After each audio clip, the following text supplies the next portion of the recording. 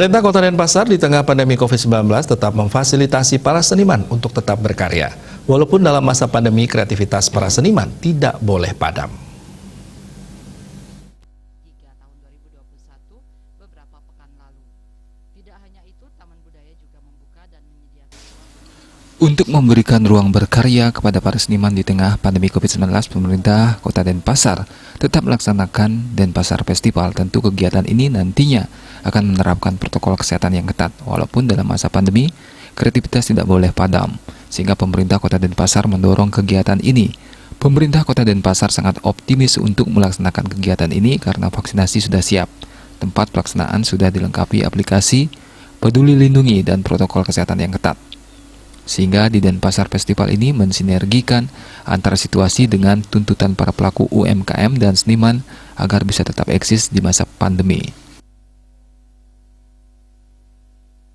Ini dalam masa pandemi kreativitas tidak boleh padam.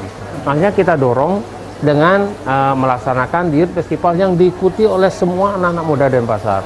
Dan itu sedang berjalan dengan lancar, dan inilah yang memotivasi kami untuk berani melaksanakan Denpasar Festival. Namun di festival yang ke-14, nah kami dengan Pak Wakil sudah berdiskusi panjang dengan panitia. Kita harus berani melakukan. Malah sebelum ada keputusan akan ada rencana Bali dikenakan level 3, kita tetap optimis akan melaksanakan itu. Karena yang pertama seperti saya sampaikan tadi, vaksinnya sudah siap, tempat-tempat pelaksananya sudah disiapkan dengan aplikasi peduli lindungi, dan juga protokol kesehatan yang cukup ketat.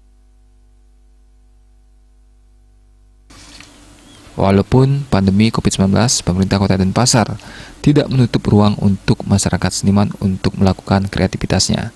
Agung Ria, Bali TV.